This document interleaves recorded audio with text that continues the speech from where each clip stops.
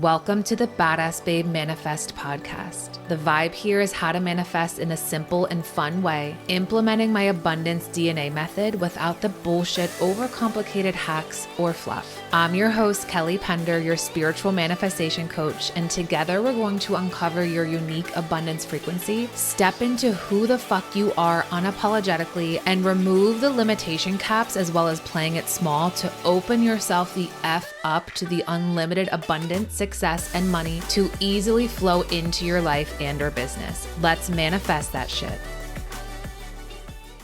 Hello, my love. Welcome back to another episode of the Badass Babe Manifest podcast. We have Chelsea Wittlich on the pod today, who is a sex educator and intimacy coach. And we dive into symptoms that you may be experiencing where you're blocking authentic connection and pleasure. She breaks down the shame and stigma that we experience from societal programming and conditioning around pleasure, around intimacy, and allows us to really understand what intimacy is so that you can reclaim your power. This is a juicy as fuck episode, and I'm so excited for you to tune in. Chelsea is also one of my clients inside Manifest That Shit University, which she is doing fucking amazing. Installing new belief systems, created a new identity, and is in her unique money encoding blueprint where she's moving past fear and is moving and creating in the direction of her desires. She created and launched her very own group program that she shares with us in this pod. I'm so proud of her. I'm celebrating her. Chelsea, you're fucking amazing. And listen, my love, this is your invitation to join us inside Manifest That Shit University.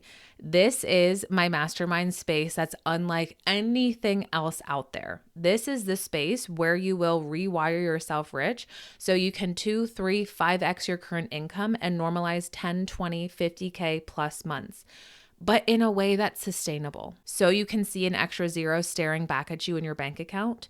You're going to become the woman who's unfuckwithable. You are so anchored in your certainty that you move like everything you create is gold so that you multiply your money in every season, every era of business and or life. The women inside are having incredible results, and we are actually increasing prices very soon. So you can lock in the current rate and apply by DMing me the words next steps. All right, my love, without further ado, let's dive into this juicy episode with Chelsea. Yay, Chelsea. Thank you for being on the pod with me today. This is going to be juicy, spicy, sexy, all the things. Thank you for having me. Yes. Okay. So knowing that you are a sex educator and intimacy coach, I love to start us off just by hearing how this unfolded for you, how you became a sex educator, how you became an intimacy coach, because this allows others to tap into their purpose and desires. So tell us how this began for you. I think that in our culture, many of us grow up with a severe lack of comprehensive sex education.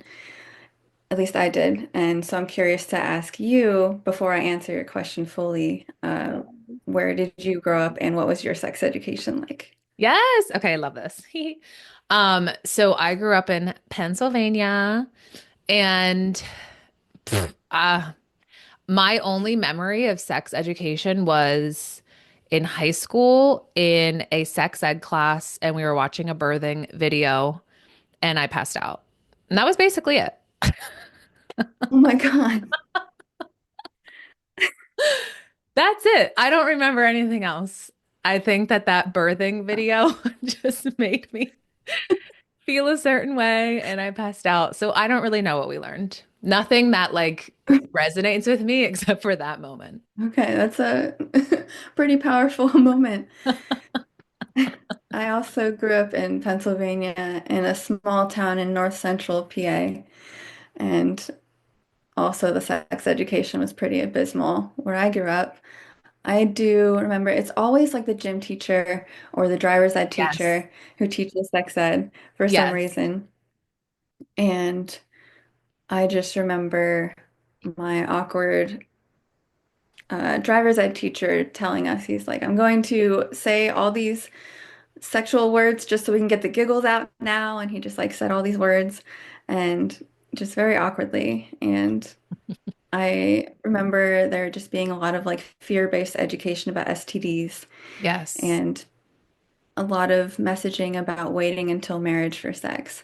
And that's the extent of what I remember. So also like very little has stuck with me. So me getting into sex education was wanting to I ended up going for my bachelor's in psychology and getting a master's in human sexuality education. And so my goal was to provide the sex education for others that I wish that I had growing up. Yes.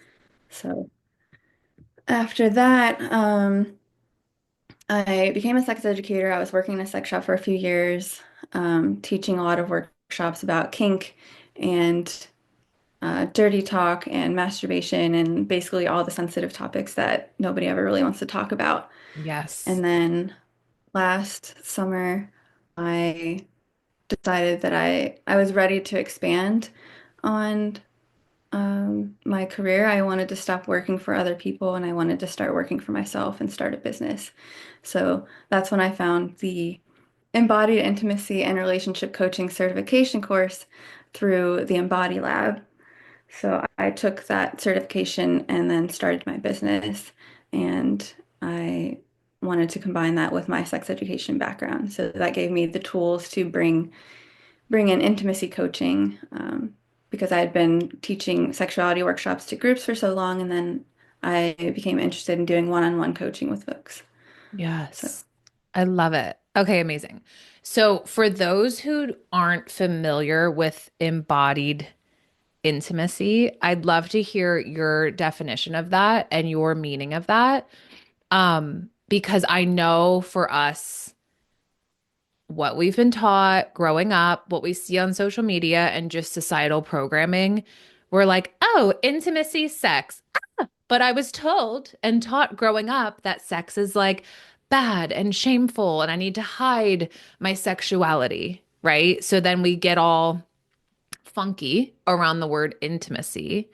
And I'd love to hear what your definition is of embodied intimacy and what that means for you and means for us. of course.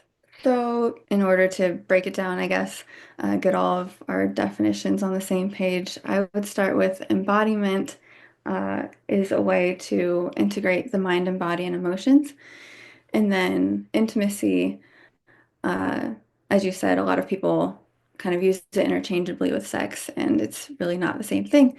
So intimacy is actually more of it refers to the connection with yourself, with closeness with others, and ultimately our feeling of aliveness. And sex can be involved in all of that, but it's not just sex, it's much more than that. And Mm. then with coaching, this is a client-centered approach that of reaching your goals through guidance and skill building. So putting that all together, I help folks access their body's wisdom and explore their desires and remove their blocks to authentic connection and pleasure so that they can feel whole and more connected to themselves. Ooh, okay. I love this. So, when you say blocks of authentic connection and pleasure, for those who are listening, they might be like, is that me? Am I blocking myself from having this authentic connection and pleasure? And like, what symptoms could that look like for someone who's blocking themselves from the connection and their pleasure and their desires? So for some people, this could look like if they are looking to engage in dirty talk with their partner and their mind goes blank and they're not sure what to say, or they feel disconnected from their partner. They feel like they're just like stuck in their head and not able to actually feel into their body during experiences with their partner or when they're trying to experience pleasure. Or pleasure can actually feel painful Mm. and struggle to access, they struggle to access pleasure in general in their body. So they can feel blocked in that way. And that can come from years of sexual trauma and repression. Yes. Okay. Yeah. So it's so interesting because I think that we just have a one track mind for what pleasure is, right? And we just tend to link it to sex immediately. That's just what's known and familiar to us. But like, what are other forms of pleasure that we can pull in on a day-to-day basis for ourselves so that we can form like a deeper connection and understanding to pleasure? That's so true that like anytime somebody mentions pleasure, you're like, oh, sex, and it feels like Always. pleasure can almost be like a dirty word Yes. then too, and especially if we associate sex with being dirty, or even just as I've mentioned, like talking about like a dirty talk workshop, like calling it dirty talk in itself is like shame and stigma almost, unless Yes. we reclaim the word dirty. So that's a whole other conversation. But so other ways to experience pleasure that aren't just sex, it can be literally anything, like tapping into your body and like what feels good in your body, like literally like eating and like food and like experiencing pleasure through like sharing food with someone or going for a walk, even the most simple things, going for a walk and enjoying being outside, listening to music. Mm. I think there's so many ways that we can tap into pleasure that we forget. And it's almost so simple and so obvious that we don't see it. Yes. Yeah. Like a simple, obvious one for me, um, that I make very apparent. And I'm like, oh, this is the best moment of my life. When I have my first sip of like hot coffee every morning, I'm just like, oh, this is so good. I'm just like so in this moment, right? Like to me, I'm like, ooh, this is experiencing pleasure where you could just, oh, here's my morning coffee, blah, right? But it's like pulling that in normal everyday moments. That's so true. Just like if we could just slow down and Hmm. just like appreciate that moment, just that sip of coffee, just slowing down and like realizing that this can be pleasure and it's not just trying to get your caffeine intake. Yes. Yes, exactly. Ooh, I love it. Okay, so there is, you said shame and stigma. And I'm like, for me, those are two main things that come up when we think of intimacy, sex, pleasure, masturbation, all of the things. And so, how can we start to break down those barriers of shame and stigma so that we can allow ourselves to really tap into that authentic connection with ourselves? Like, what would you share with us that we can start to do in a simple way? I think that identifying where those beliefs come from, where the shame Mhm. and stigma comes from, it's usually something outside of ourselves or something that we've internalized from childhood or some other early experience. Somebody said something to us, like our parents or a teacher or friends said something to us that we internalized and held on to, and it's like still living in our body. So if we can like go back and identify where that happened, because we know that we don't agree with it anymore, but it still like creeps up. Hmm. If we can identify where it happened and see it and hear it and feel it and release it, that's like the power of embodied intimacy. Is like we've been repressing these thoughts, these messages, these feelings for so long, but they still live in the body and they're still coming up.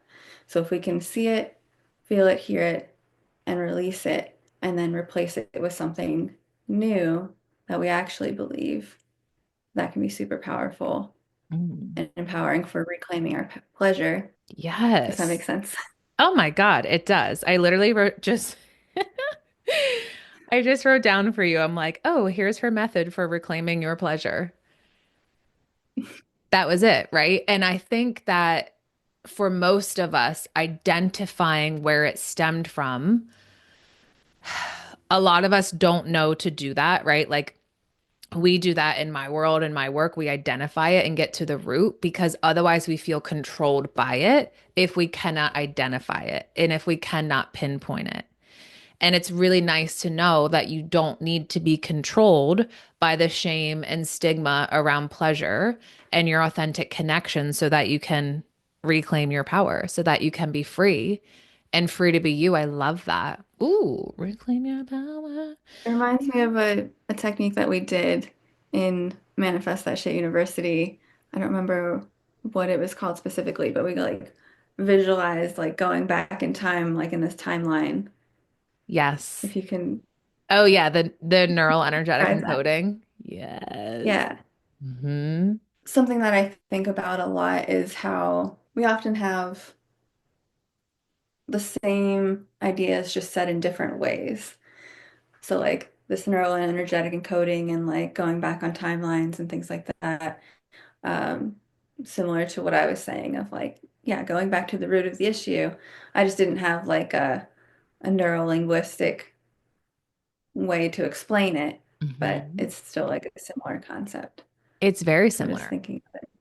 Yeah. Yes, I love that. It is similar, and it's so important to have that. It's so important to identify that and get to the root of it so we can remove it, right? Because it doesn't, I'm just imagining us like moving through life with this shame and this stigma around our desires, around our authentic connection, around our pleasure, and it just feels so heavy and constrictive, right? Like it doesn't feel like you're in your power. It doesn't feel like you're free to be you. It doesn't feel how you want to live your life and how you want to move. So I love that you shared that with us because that right there releases the control over the shame and stigma. And that's the first step to begin to free yourself. Hmm. So I love that. Amazing. Okay. So I want to hear more about unlocking your dirty talk because I know that you've been I would doing, love to tell you. yes, I know that you've been doing workshops with this, and I know that you have an amazing program all about this. And I want to dive into this because, kind of like what we were chatting about before we hit record, when we think dirty talk, it's like, oh my God, what? No, I can't. Me? No. Right? Like we get really like shy and ugh, and hide and we just think dirty. Like whatever your definition of dirty is, it can have shame and stigma around it. So I'd love to hear your way of unlocking your dirty talk. Of course. I think that even just calling it dirty talk is like we're already starting out on the wrong foot if we're calling it dirty, if we have a bad association with the word dirty. Hmm. But so I've been teaching a dirty talk workshop over the past 5 or so years called Erotic Empowerment through Dirty Talk. And one of my favorite activities, like the main goal of this workshop is to obviously practice dirty talk with like activities that actually work and reclaim language that has been used to disempower us. And so one of my favorite activities to do this is about making a PBJ, peanut butter and jelly sandwich. And I ask folks to write out their instructions for how they would make a peanut butter and jelly sandwich for their partner or how they want their partner to make one for them, but make it sexy. So I asked them to consider all of the details of how this is going to happen, like what kind of bread are they getting, like what kind of jelly? Does your partner have a nut allergy? Do you need to, like, what considerations do you need to put in place for your partner? Do you like it messy? Are you going to feed it to your partner? There's like no right or wrong way to do this. And every time I do this activity, it's so different and so fun and so silly and so sexy. Ooh, What I love about this activity is that it gets us talking about something silly but making it sexy. So it takes off a little bit of the awkwardness and the pressure of talking about our deepest sexual desires and getting us to use our voice and using it in a sexy way. And it really makes it clear how it's not about what you say, but it's how you say it. So even though you're describing how you're making a sandwich for your partner, you can make it sound really sexy. And other things that I kind of add on to this is that after I have people write their story for a couple minutes, write how they're gonna make their PBJ, and then I ask for volunteers to share a few lines from their story. And then during their shares, I'll invite them to change different elements of their body language and their voice to feel it in their body differently. So I'll ask them to stand in a position that feels more dominant or submissive, and whatever that looks like for them, they might stand up, they might imagine standing over their partner, or they might get down on their knees on the floor and look up at their partner, and that really changes how it feels. And then I'll ask them to change something about their voice. So say it in a whisper or say it with a more confident tone and see how that changes the lines of your story and how it feels different for you. So all of these elements challenge us to be different with our dirty talk and to embody it in different ways. And it kind of brings me back to this point of how you, the way that you're being in your body is more powerful than what you're doing. So Yes. Ooh. Let's say that louder. Being in your body is more powerful than what you're doing. I love we that. love that. We love that. Okay. This is amazing. I get like easily excited and easily turned on, especially by food. So I'm like, oh my God, this is the best exercise in the world, especially the peanut butter and jelly. Because I'm like, the peanut butter, it can be crunchy, it can be whatever you want Yeah, it to what's be. your peanut butter and jelly combo? Oh my God, I love it so much. No, this is really fun. Um, and I like this because like at first I was like, oh my God, I wonder, what it is that you teach with the dirty talk because it's people get really like, oh, what am I gonna have to say? And add in all that pressure. And to add in that silly piece first, like my two favorite combos are silly and sexy. Like love that. That is my biggest like, oh, fuck yes, I love you. So to know that that's your specific activity that you use, oh, because we love to be silly. When we're silly, we're like connected to our inner child. We're free. And then we can also be sexy and we can also be playful and we can also be, whatever the fuck. I love that. That feels really good. Um, I want to come back to the being in your body and how that's more powerful than what you're doing. But for those who may still be feeling resistance to dirty talk just because it's programmed within us, what would you say is a different way to reframe the word dirty or dirty talk in general?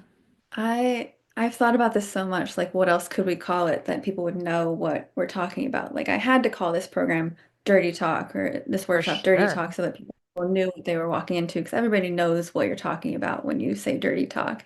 Yeah. But we could, if we wanted to change the words, it could be flirty talk, but I don't know if that gives the same message, but I would encourage people, a large part of the workshop is reclaiming language. So we might talk about if there are certain words that really turn you off, like what turns you off about it, and like think about it. Because we do brainstorms of like all the words you can think of for genitals, all the words you can think of for like sexy verbs, and all the words you can think of for your lover and your partner. And some of them are going to turn you off and some are going to turn you on. And then I encourage people to really think about why does the word cunt turn me off? Or why does that actually really turn me on? That's surprising. Why do I want to Hmm. be called a whore? Yeah. Or why do I actually like the word dirty or being dirty or like, yeah, just really diving into what words come up and what emotions come up and then feeling that in your body and realizing that any of the negative emotions associated with them have been imposed on us by other people and we don't need to subscribe to that anymore. We unsubscribe from all that negative bullshit. Yes. So, Ooh, I love that. This sounds really exciting and it's true. It's like getting curious. It's like why does that turn you off? Does it actually turn you off or is it because there's emotions that aren't yours associated with it that turns you off to it that you can mhm. process, that you can recalibrate? Ooh, I love that. I love redefining our own version of anything in life, in dirty talk, in sex, in intimacy, and all the things. I love that so much. And then circling back to the being in your body is more powerful than doing, right? Like, I think that for many of us, we think that it's all about the act, right? Which is essentially the doing of sex, of intimacy, of dirty talk. But I want to hear more about how being in your body is more powerful than the actual doing from your perspective. I love that. That's such a good question. Um, it makes me want to redefine or like come up with what definition we have for sex because like I think typically when we think about it, it's just something physical that we do in private in the bedroom. It's like very limited, a limited definition Mhm. of penetration, usually a penis and a vagina, and orgasms usually required for a successful sexual experience. And that's kind of like those are all the basic elements of like sex. But sex can be a full body experience. It can be spiritual, emotional, like physical, mental, like everything if you let it. But I think that in our standard practices in our culture, like we are very limited in that. Have you heard of Esther Perel? No, that doesn't ring a bell. She's a psychotherapist who specializes in relationships and sexuality, and she's fucking incredible. She has like a podcast where she talks about just like redefining intimacy and desire and sex, and um, super incredible. But something that really stands out to me about her teaching is she says that sex isn't something we do, it's a place we go inside ourselves or with another. So I'm just like, whoa. And people on the podcast can't see you, but your eyes just lit up. You're like, you're like, Say it wait, let's again. say that again.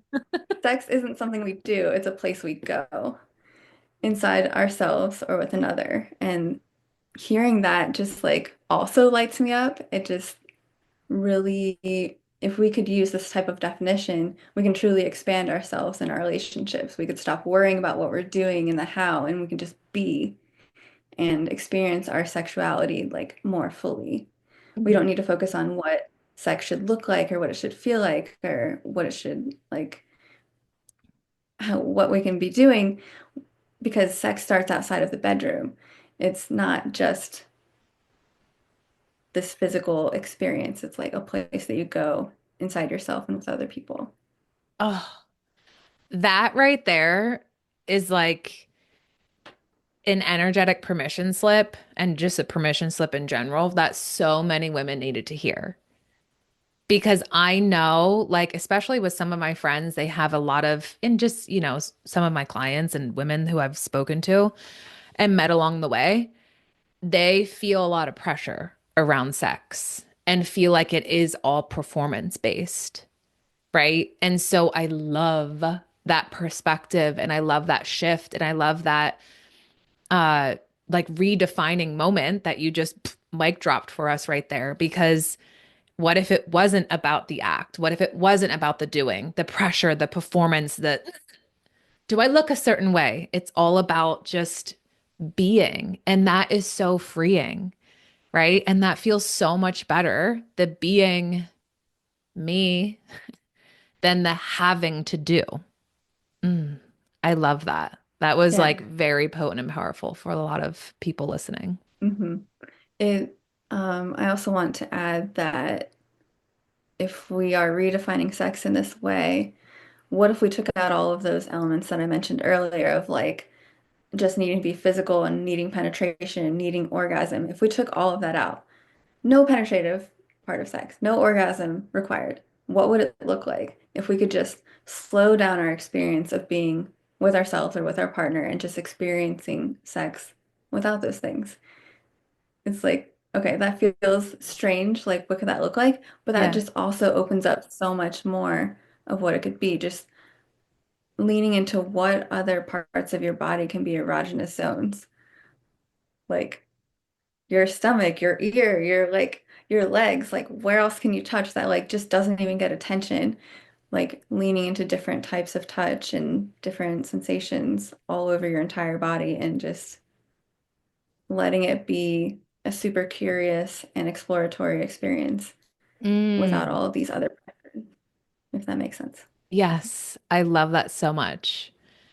Those are like the word, as soon as you were saying that, those are the two words that I heard, like curious and exploratory. And I love that because those two words from our program definition of sex and intimacy, I don't think I've ever heard those two words associated with sex, intimacy, dirty talk ever.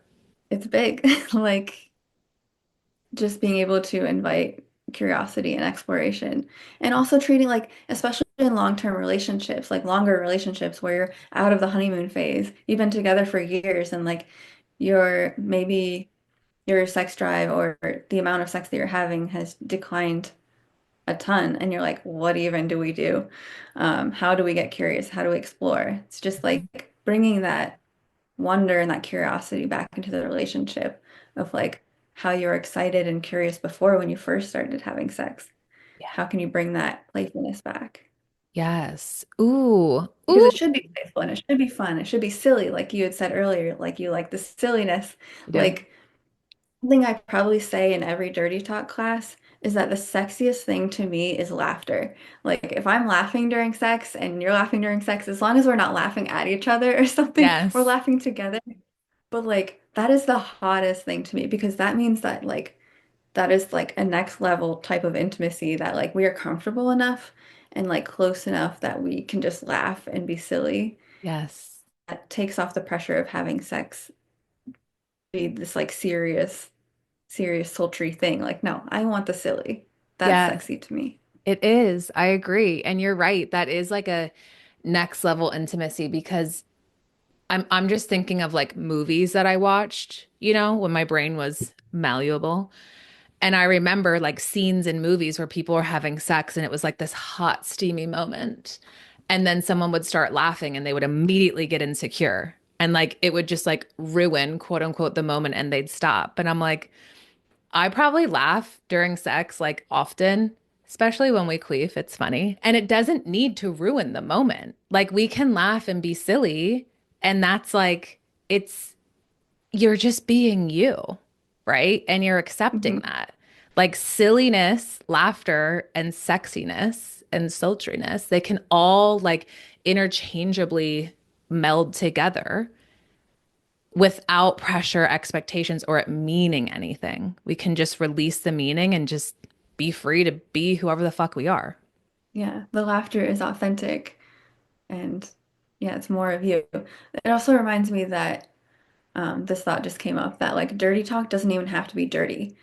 Like sex doesn't even have to be this sexy experience. It can be silly and funny and the laughter, but like Yeah. dirty talk does not have to be dirty either. It can be like the most gentle, sweet, like sensual things. It doesn't have to be these harsh, dirty, like like what word am I looking for? Yep. No, I know the word isn't coming to me either, but I know exactly what you mean just without even saying it. Yeah. I love that. It's really just redefining our own definition of sex, intimacy, and dirty talk, which I don't think I've ever heard that in my life, that like it gets to be our own and it's not society's definition. Mhm.